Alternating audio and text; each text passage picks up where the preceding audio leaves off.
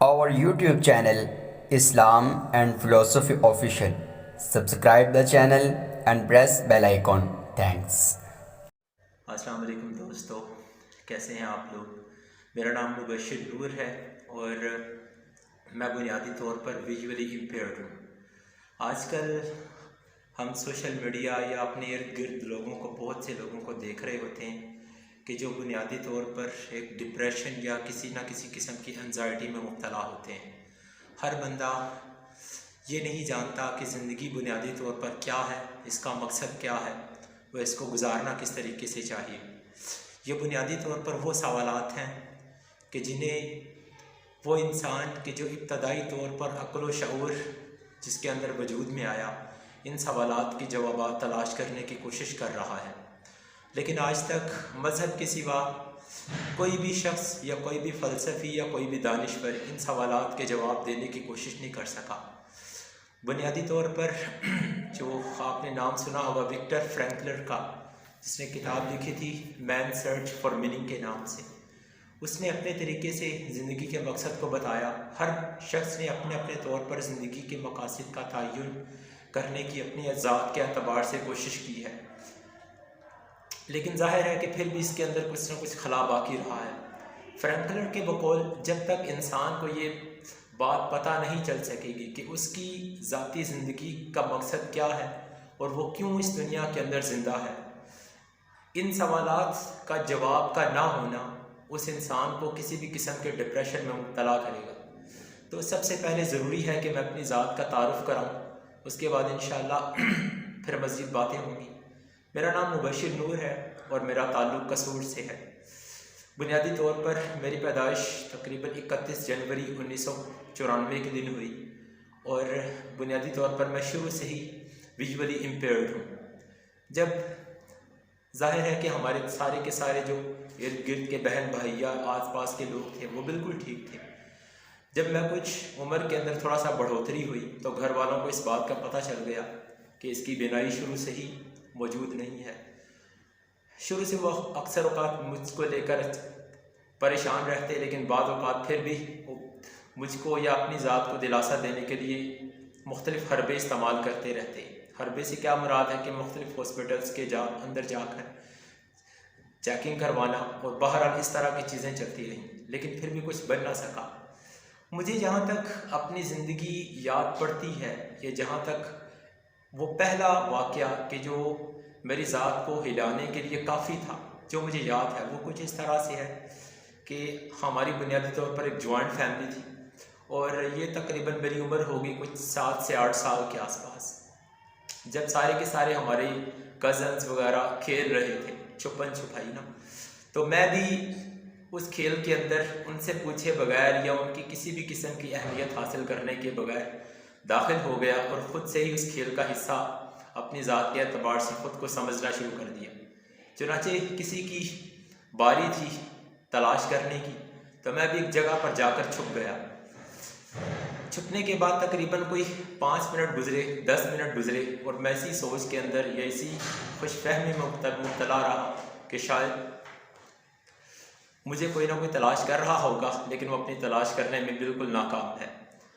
घंटा भर इस बात को गुजर गया तो मैंने जाकर देखा, मुझे थोड़ा सा शोर सा सुनाई दिया, तो मैंने कहा चलो देखते तो हैं, और अगर मैं नहीं उनको यानी वो मुझे तलाश करने में नाकाम रहे हैं तो मैं जाकर उनका तमस्खर उड़ाऊँगा। चुनांचे जब मैं वहाँ से निकल कर बाहर गया तो वो सारे के सारे किसी दूसरा खेल खेलने में मसरूफ़ हो चुके थे। तब मेरे दिल पर एक अजीब सा एहसास हुआ कि क्या ये लोगों की बिल्कुल अहमियत देने के बगैर ये ज़िंदगी कट सकेगी। ये सवाल सारी की सारी ज़िंदगी मुझको तंग करता रहा। अब जाहिर है कि इसी सवाल के अंदर कुछ और सवाल भी पैदा हो गए कि अगर मैं इस हालत के अंदर इस दुनिया में वजूद में आया हूँ तो फिर मेरी ज़िंदगी का मकसद क्या है, मैं क्यों हूँ यहाँ पर। अगर मैं किसी के ना काम आ सकता हूँ और ना ही किसी दूसरे के लिए ज़र्रा बराबर कोई आसानी या राहत का सामान बन सकता हूँ, इवन मैं अपनी ज़ात के एतबार से भी ख़ुद के लिए भी शायद कुछ नहीं कर सकता, तो फिर मुझे यहाँ भेजा क्यों गया है और मुझे भेजा किस ज़ात ने है।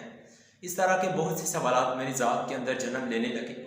रफ्ता रफ्ता जब मेरी उम्र कोई 10-12 साल के आसपास या इसके लगभग पहुंची, तो मेरे घर वालों ने सोचते हुए कहा कि चलो इसको कुरान पाक हिफ़्ज़ करने की तरफ राग़िब करें। चुनांचे मुझे एक जगह पर भेज दिया गया एक इंस्टीट्यूट में, जहाँ पर मैं कोशिश करता रहा 4 साल, लेकिन मुकम्मल तौर पर नाकाम रहा, कुछ भी ना कर सका। वहाँ पर मुझे एक बात का और अंदाज़ा हुआ कि ज़िंदगी के अंदर मैं कुछ भी नहीं कर सकता, और इस दुनिया जो है यहाँ पर मैं एक बेकार, मेरी हैसियत एक बेकार जज्बे के सिवा और कुछ भी नहीं है।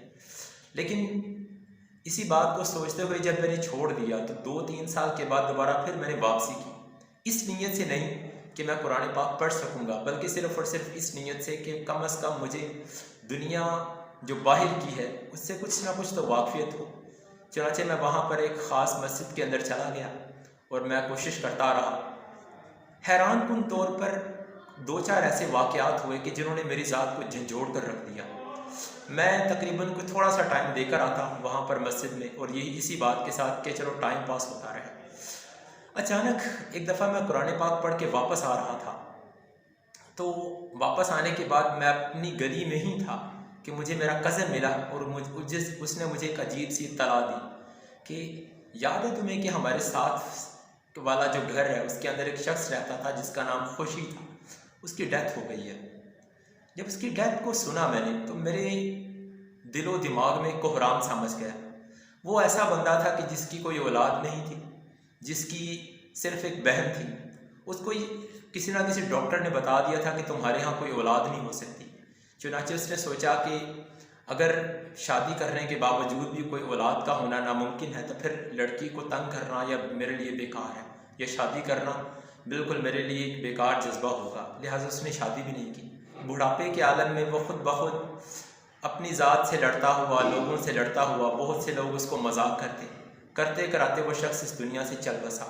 जब वो गया तो जब उसका घर चेक किया गया तो उसके घर में सिर्फ़ और सिर्फ 200 रुपया मौजूद था, कि जो बड़ी ही अंदर किसी पेटी या किसी उसके अंदर किसी संदूकचे में संभाल कर रखा गया था।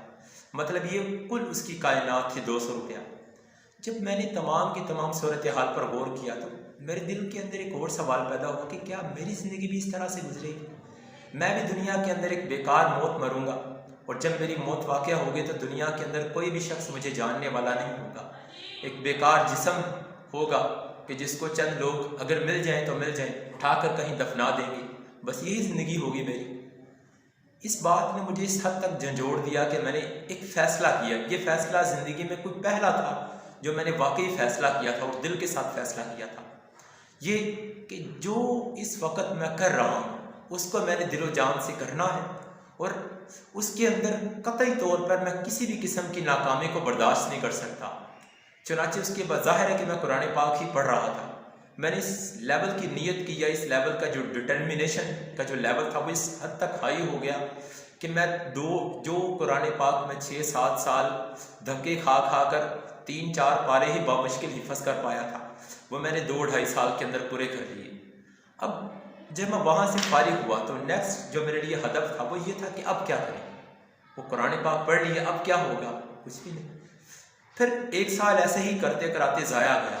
उस साल के अंदर बहुत सी घरेलू मुश्किलात का मुझे सामना करना पड़ा। जो कुछ दोस्त अहबाब मेरे थे कुरान वहाँ पर मस्जिद के अंदर, वो भी जाते रहे। जाहिर है कि तब तक ही इंसान किसी भी दूसरे से ताल्लुक़ कायम रखता है जब तक उससे कोई ना कोई वास्ता या कोई ना कोई ज़रूरत रहती है उसकी। जब ज़रूरत ख़त्म तो राब्ते भी ख़त्म।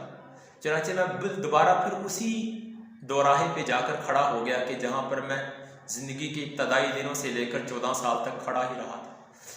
चुनांचे फिर मैंने एक फ़ैसला किया कि मैंने किसी भी किस्म का जो भी इल्म हो, खा वो दुनियावी हो खा वो दीनी हो, मैंने पढ़ना है। चुनांचे मैंने एक क्लास तक भी ना पढ़ा था, लेकिन फिर भी मैंने मैट्रिक स्टार्ट किया और मैंने मैट्रिक क्लियर कर लिया। मैट्रिक क्लियर होने के बाद एक बात मेरे दिल के अंदर बिल्कुल साफ वाज़ेह हो गई कि मैं इस दुनिया के अंदर जो कुछ चाहूँ, अगर मेरा नीयत और मेरा इरादा उसके ऊपर पुख्ता हो तो मुझे दुनिया की कोई ताकत मेरे मकसद तक पहुँचने के लिए रोक नहीं सकती। चुनांचे जब ये बहुत बड़ा एक एहसास था कि जो मेरे दिल में पैदा हो गया था, इसी एहसास के पेश नज़र मैंने अपना एक गोल सेट किया। मेरा एक ख्वाब बन गया कि मैं साइकोलॉजिस्ट बनकर न सिर्फ ख़ुद को बल्कि दुनिया के अंदर बसने वाले लोगों की खिदमत करूँगा और उनको संभालूँगा। चुनांचे मैंने FA पास किया अच्छे नंबरों के साथ। उसके बाद मेरा यूनिवर्सिटी में भी एडमिशन हो गया। जाहिर है कि हम वहाँ पर कोई ख़ास नाम मेंशन नहीं कर सकते, लेकिन एडमिशन हुआ तो जिस दिन मेरी पहली क्लास थी उससे पिछले दिन एक लड़का था कि जिसको मैं पढ़ा रहा था कुरान पाक, और मुझे पता था कि अगर इस लड़के को पढ़ाना मैंने छोड़ दिया तो ये लड़का कभी भी अपने मकसद के अंदर यानी कुरान पाक पढ़ नहीं सकेगा। चुनांचे वहाँ पर एक और एहसास मेरे दिल के अंदर उभरा, वो ये था कि इंसान जब तक किसी दूसरे के लिए कुर्बानी ना दे अपनी ज़ात के एतबार से, तब तक वो शायद दुनिया के अंदर कामयाब ज़हनी तौर पर नहीं हो सकता और मुतमईन भी नहीं हो सकता। चुनांचे जिस दिन मेरी पहली क्लास थी मैंने फ़ैसला कर लिया था कि मैं यूनिवर्सिटी नहीं जाऊंगा। सबसे पहले जैसे लाउत से एक शख्स है, राइटर है, उसका कौल है कि जब इंसान दूसरों के लिए जीना शुरू कर दे तो फिर उसके अंदर इस हद तक ताकत पैदा हो जाती है कि मौत भी उसका काम तमाम नहीं कर सकती। चुनांचे मैंने फ़ैसला कर लिया कि आज के बाद मुझे दूसरों के लिए ज़िंदा रहना है, मगर ये बहुत कठिन फ़ैसला था। उस दिन मुझे याद है मैं जगह पर बाइक पे किसी जगह जा रहा था तो मुझे यूनिवर्सिटी से ही कॉल आई। मैंने उनको कहा कि मैं इस यूनिवर्सिटी के अंदर नहीं पढ़ सकता, और मैं वाज़िया तौर पर ये बात कह सकता हूँ कि वो मेरी ज़िंदगी की शायद बदतरीन कॉल थी। वक्त गुजरता रहा, मैंने खैर बैचलर पास कर लिया। उसके बाद मैंने दोबारा जब अप्लाई किया मास्टर्स के अंदर साइकोलॉजी में तो मेरा एडमिशन ना हुआ। उस वक्त मुझे एक और एहसास हुआ कि इंसान जो है अगर उसने वाकई ही दिली तौर पर किसी के लिए कुर्बानी दी है तो फिर उसको वाकई ही उस चीज़ से हाथ धोने पड़ेंगे कि जिसको उसने पहले किसी ज़माने में छोड़ा था। मेरा एडमिशन नहीं हुआ, चुनांचे मैंने एक और सब्जेक्ट फ़िलासफ़ी में एडमिशन ले लिया, और कम अज़ कम मुझे ये था कि ये कम अज़ कम शायद मेरे सवालात जो मेरे दिल के अंदर पैदा हो रही है इन सवालात का जवाब देने में कामयाब हो ये सब्जेक्ट। चुनांचे मैं पढ़ता रहा और मैंने बड़े अच्छे नंबर्स के साथ जो है वो फ़िलासफ़ी के अंदर मास्टर्स मुकम्मल कर लिया। मैं गोल्ड मेडलिस्ट ही था, लेकिन एक सब्जेक्ट के अंदर मेरे मार्क्स थोड़े से कम हैं।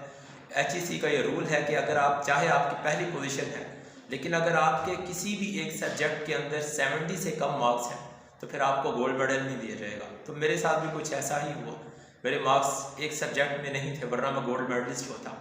चुनांचे जब मैंने यहाँ पर पास करके यहाँ पर आया, अब यहाँ पर मैंने वो कुछ सीखा यूनिवर्सिटी के अंदर उस सब्जेक्ट को पढ़ के कि अब मुझे चाहे किसी किस्म की कोई जॉब ना मिले, चाहे कुछ भी ना हो, लेकिन अब मैं अपनी ज़ात के एतबार से इस हद तक पुख्ता हो चुका हूँ कि मुझे दुनिया की अल्लाह ताला की ज़ात से डरते हुए कहना चाहिए कि दुनिया की कोई भी मुश्किल मेरी ज़ात को बिखेर नहीं सकती।